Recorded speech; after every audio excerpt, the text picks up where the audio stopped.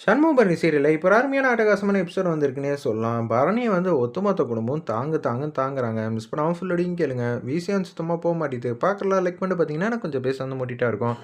சண்முகம் வந்து ரொம்ப சந்தோஷமா வந்து, என் முருகர் என்ன காப்பாத்திட்டாரு. நம்ம வாழ்க்கையில் நடந்த பிரச்சனை எல்லாத்தையும் வந்து தீர்த்து வச்சுட்டாங்க. கஷ்டத்தையும் குடுத்தது அவர்தான். சந்தோஷத்தையும் குடுத்தது அவர்தான். அப்படின்னு சொல்லும்போது, யார் இது மாரி வந்து பார்த்தாங்கிற மாரி விசாரிக்கிறப்ப, கரெக்ட்டா பரணிங்கிற மாரி சொல்றாங்க அங்க இருக்கிறவங்கலாம். "பாத்தியா, கஷ்டம் குடுக்குற சாமி தான் நம்மள வந்து காப்பாத்துறதுக்காக கீழ இறங்கி வந்திருக்காங்க." "அப்படியா எசக்கிங்கிற மாரி கேட்டோனே, "ஆமாண்ணே" அப்படின்னு சொல்லி சந்தோஷமா வந்து இருக்காங்க அந்த இடத்துல. எல்லாம் நம்ப அம்மாவோட ஆசீர்வாதம் கண்டிப்பா உனக்கு இருக்கும். பரணி உன்ன பத்திரமா பார்த்துக்கிறதுக்காக வந்திருக்கா. நீ கொஞ்சம் கவனமா இருக்கணும் சரியான்னோனே, பாக்கிய வந்து எதெதெல்லாம் செய்யணும், எதெதெல்லாம் செய்யக்கூடாதுங்கிற விஷயத்தெல்லாம் வந்து சொல்றாங்க. இருப்பினும் நீ பரணி கிட்ட கேட்டு தெரிஞ்சுக்கங்கிற மாரி சொல்லிடுறாங்க அந்த இடத்துல. சரி சிவபாலா, நமக்கு நேரமாச்சு. நம்ப போலாமா? சரிம்மா போலாம். நான் வந்து அக்காட்ட ஒரு வார்த்தை வந்து சொல்லிட்டு வரட்டா? வேணான்டா சிவபாலா, நான் போறேன்னு சொல்லிட்டு வேக வேகமா பாக்கியம் வந்து போறாங்க. பரணி கிட்ட வந்து பேசுறாங்க. "பரணி, தெரிஞ்சோ தெரியாமலோ இந்த வீட்டுக்கு வந்து வந்துட்ட. தயவு செஞ்சு உன் மனச வந்து மாத்திக்கிட்டேன்னா நல்லாருக்கும். நான் இங்க வந்தது என்னோட வேலைய பார்க்கறதுக்காக மட்டும் தான்ம்மா. சண்முகத்துக்கும் எனக்கும் எந்த விதத்திலயும் சம்மந்தம் இல்ல. சம்மந்தப்படுத்த மாரி பேசாத" அப்படின்னு சொன்னோனே, "அத்தை, வா அத்தை. பரணிக்கு பிடிக்காத எந்த விஷயத்தையும் வந்து பேச வேணாங்கிற மாரி சொன்னோனே, ஏன்டா இப்படியெல்லாம் சொல்லிட்டு இருக்க? அவ இங்க வந்ததே பெரிய விஷயம். அவ மனச வந்து மாத்தணும். அத விட்டுட்டு தேவையில்லாம வந்து நானே வந்து இது மாரிலாம் பேசிக்கிட்டு இருந்தா, ரொம்பவே தப்பு தானே" அப்படின்னு சொல்லும்போது, "கரெக்ட்டு தான்டா. கொஞ்சம் ஜாக்கிரதையா இருடா. இந்த வாட்டியாவது பரணிய வந்து மிஸ் பண்ணாத" அப்படின்னு சொல்லிட்டு அவங்க மட்டும் போறாங்க. "சிவபாலா, வா போலான்னோனே" மருமகள வந்து நல்லபடியா பார்த்துக்கங்கன்னு சொல்லிட்டு, அவங்க மட்டும் மாசா வந்து கிளம்புறாங்க. "அம்மா பாத்தியாம்மா, எல்லாமே வந்து தலைகீழா மாறிடுச்சு" அப்படின்னு சொல்லிட்டு இருக்காங்க நம்ம சிவபாலன் அந்த இடத்துல. ஆமா, அக்காவோட மனசும் கூடிய சீக்கிரம் மாறிடுச்சுன்னா, அதுக்கப்புறம் என்ன எல்லாமே வந்து கொண்டாட்டம் தான் அப்படின்னு சொல்லிட்டு இருக்காங்க.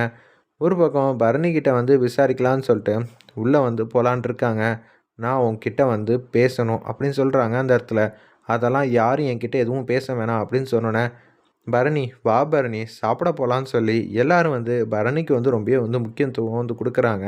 அந்த இடத்துல, "என்னது அதிசயமா இருக்கு. இப்படியெல்லாம் நீங்க எதுவும் செய்ய மாட்டீங்களே! என்ன விஷயம்?" அப்படின்னு சொல்லும்போது, "நீ எங்களுக்காக தான் வந்திருக்க. நீ நல்லா இருக்கணும்ல. உன்ன நாங்க நல்லா பார்த்துக்கணும்ல." "ஓ! அப்பன்னா அண்ணிங்கிற அன்பு பாசம்லாம் கிடையாது. எசகிக்காக நீங்க என்ன நல்லா பார்த்துக்கிறீங்க. சரி, சரி. நான் கூட என்னமோ நெனச்சேன்." அப்படின்னு சொல்லும்போது, அப்படியே எல்லாரும் சேர்ந்து சாப்பிட்டுட்டு இருக்காங்க. தட்டுல வந்து சாப்பாடு போட்டு வச்சுட்டு, பரணி பாட்டுக்கு ரூம்குள்ள உட்காந்து கேஷுவலா வந்து சாப்பிடுற மாரி காட்டுறாங்க. பரவால்ல, இங்க வந்ததே பெருசுப்பா. எடுத்தோனே வந்து சகஜமான முறையில வந்து அவ நடந்துக்கணும்னா எப்படி? போக போக பார்த்துக்கலாம். இங்க பரணி இருக்கிற வரைக்கும் எல்லாருக்கும் வந்து சொல்லிக்கிறேன்.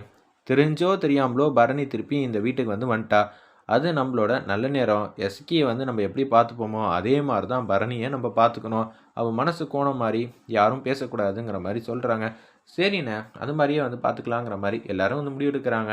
அந்த இடத்துல பேச மாட்டேன்னு சொல்லி பரணிகிட்ட யாராவது ஒருத்தர் வம்பு பண்ணீங்க, அதுக்கப்புறம் நான் சும்மா இருக்க விட மாட்டேன் அப்படின்னு சொல்லி வெளுத்துருவேங்கிற மாரி வைகுண்டம் வந்து சொல்லிட்டு இருக்காங்க. நான் உன்கிட்ட கொஞ்சம் பேசணும்னு சொல்லி சாப்பிட்டு முடிச்சதுக்கப்புறம் பரணி தூங்கலான்னு போறாங்க. நீ என்ன தெரிஞ்சுக்கணும்னு எனக்கும் நல்லா தெரியும். எல்லாரும் மாரியும் தான் எசக்கியும் கர்ப்பமாறா. ஆனா, எசக்கி மட்டும் ஏன் இவ்ளோ கஷ்டப்பட்டுட்டு இருக்கா? அப்படின்னு சொல்லி நம்ப சண்முகம் வந்து கேட்குறாங்க. உடனே வந்து அவங்க சில பல விஷயம்லாம் வந்து சொல்லிட்டு இருக்காங்க. இப்போதைக்கு நார்மலா தான் இருக்கா. நல்லா தான் இருக்கா. நீங்க கவலைப்படுற மாரி ஒண்ணும் இல்ல. பாத்தியா, நீ திரும்பியும் இந்த வீட்டுக்குள்ள வந்துட்ட. உன்னால இனிமேட்டு வெளிநாடுலாம் போ முடியாது. அதுவும் என்ன விட்டு பிரிஞ்சு. இது அந்த கடவுள் போட்ட முடிச்சு. யாராலயும் வந்து பிரிக்க முடியாது. முருகர் வந்து ஸ்ட்ராங்கா வந்து ஒட்ட வச்சிருக்காப்ல. அவ்வளோ சீக்கிரம் வந்து பந்தம் வேணான்னு சொல்லிட்டு முடியுமா என்ன? அப்படின்னு சொன்னோனே, "ஏய், என்ன நெனச்சிட்டு இருக்க? நான் எடுத்தோனே வந்து அங்கலாம் முடியாது. 2, 3 மாசம் வந்து ஆகும். சரியா? எல்லா வேலையும் வந்து முடிக்கிறதுக்கு. அதுக்காக தான் நான் சென்னையில இருந்து எல்லாத்தையும் பார்க்கலான்னு பார்த்தேன். இங்க எசக்கியும் பார்த்த மாரி இருக்கும். நான் வெளிநாடு போற பயணத்த வந்து நாளையிலேருந்து ஆரம்பிக்க தான் போறேன். எப்படி இருந்தாலும் நான் போறத யாராலயும் தடுக்க முடியாது. உனக்கும் எனக்கும் உள்ள சம்மந்தம் எல்லாமே வந்து முடிஞ்சு போச்சு. முடிஞ்சு போச்சா? நீ வெளிநாடு போயிருக்கலாம். இப்பன்னு பார்த்து ஏன் எஸ்கிக்கு இது மாரி ஒரு நல்ல விஷயம்லாம் நடக்க போகுது. நீ இந்த வீட்டுக்குள்ள வரணும் தான். பிரிஞ்சு போன நீ திரும்பியும் நம்ம எல்லாரும் ஒரே குடும்பமா ஆகணும் தான். நீ இங்க வந்திருக்க.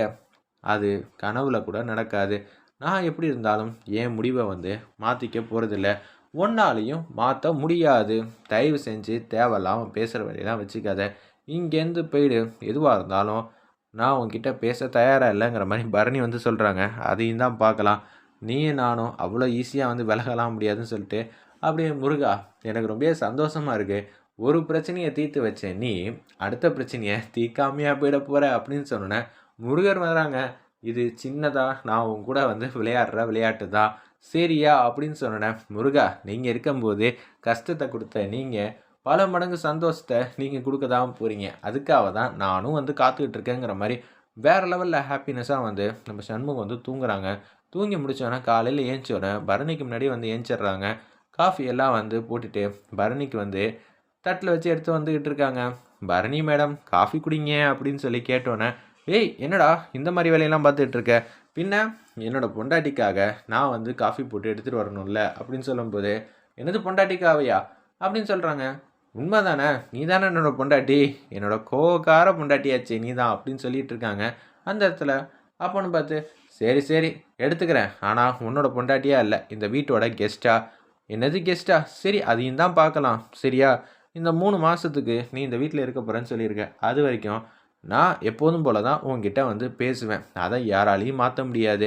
உன் மனசு மாறுதா இல்லையான்னு பொறுத்திருந்து பாரு அப்படின்னு பரணிக்கிட்ட ஆரம்பத்தில் சவால் விட்டாங்களே சண்முகம், அதே மாதிரி திருப்பியும் வந்து சவால் விடுறாங்க அந்த இடத்துல. வேறு லெவல் இருந்துச்சுன்னே சொல்லலாம். திருப்பியும் கேலண்டரில் ஒவ்வொரு நாளும் வந்து டேட்டை குறித்து வைக்க போகிறீங்களா மேடம் அப்படின்னு சொல்லி காமெடியாக வந்து பேசுகிறாங்க. பரணியும் வந்து லைட்டாக வந்து சிரிக்கிறாங்க. நீங்கள் இப்போ சிரிச்சிங்க தானே, அதெல்லாம் ஒன்றும் இல்லைண்ணே. காஃபிக்கு வந்து குடிக்கிறதுக்கா திண்ணையில் வந்து உட்காடுறாங்க. என்னது காலங்காத்தால் வந்து கோலம்லாம் போடுறீங்க அப்படின்னு சொல்லி அந்த இடத்துல வந்து யோசிக்கிறாங்க. பரணி இனிமேல் நீ எந்த வேலையும் செய்ய வேணாம், எல்லா வேலையும் பார்க்குறதுக்கு தான் இவங்க இருக்காங்க. பரணி உனக்கு பிடிச்ச சாப்பாடெல்லாம் சமைச்சு வைக்கட்டுமா, என்னென்ன வேணும் அப்படின்னு சொல்லி கேட்குறாங்க. அந்த இடத்துல எனக்காவெல்லாம் எதுவும் செய்ய வேணாம், இப்போ தங்கச்சி என்ன சாப்பிட்ணுன்னு சொன்னேன்னா அதுக்கேற்ற மாதிரி வந்து சமைச்சு கொடுக்கலாம்ல, அந்த வேலையெல்லாம் நான் பார்த்துக்கிறேன்னு சொல்லிட்டு எஸ்கிக்காக வந்து கிச்சனுக்கு போயிட்டு காலையில் ஃப்ரெஷ் ஜூஸு அது மட்டும் இல்லாமல் என்னென்ன சாப்பிட்ணுமோ அதெல்லாம் பார்த்து பார்த்து வந்து கவனிக்கிறாங்க. வேறு லெவலில் இருந்துச்சுன்னே சொல்லலாம். அண்ணியாக தான்ப்பா இருக்கா எஸ்கிக்கு. பார்த்தா தெரியலையா? தெரியுதுடா, என் மருமக மனசை வந்து கஷ்டப்படாமல் பார்த்துக்கடா, உன் வாழ்க்கையிலையும் கூடிய சீக்கிரம் நல்ல செய்தி வந்து சொல்லுவேங்கிற மாதிரி வைகுண்டம் வந்து சொல்கிறாங்க. விடுப்பா எதுவாக இருந்தாலும் பார்த்துக்கலாங்கிற மாதிரி யோசிக்கிறாங்க. இந்த விஷயம் வந்து நம்ம பாக்கியம் வந்து சொல்லிடுறாங்க சவுந்தர பாண்டிக்கிட்ட. அவங்க வந்து எஸ்கியை பார்க்குறதுக்காக போகணும், அப்போ தான் அடுத்த நாடகத்தை வந்து ஆரம்பிக்கணும்னு திங்க் பண்ணுற மாதிரி காட்டுறாங்க.